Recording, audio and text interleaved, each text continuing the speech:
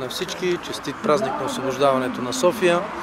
На днешната дата знаем, преди 146 години войските на Гурко освобождават София, което изиграва ключова роля за бързото приключване на войната.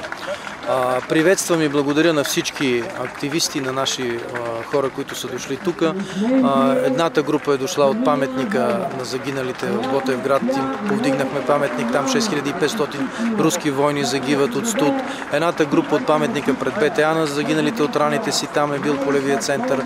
Групата от паметника на Гурко, групата от паметника на капитан Бораго, първите драгуни влезли през село Мрамор, групата от паметника, който издигнахме и в Требич, където са влезли първите казаци.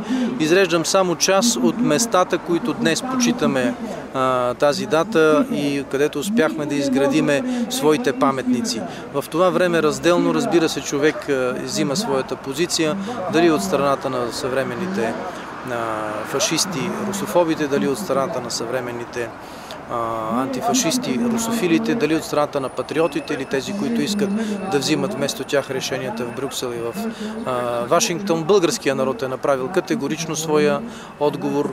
Наскоро с един колега, който работи в архива на Министерството на външните работи на Русия, разговаряхме и тя ми сподели, историк, че за последните 20 години паметниците на руско-турската война от 450 са станали 678 в България. Смятам, че това е категоричният отговор на българския народ, от коя страна е. Особено съм благодарен, че с нас беше и Българската православна църква по традиция и още веднъж пожелавам на всички хубав празник.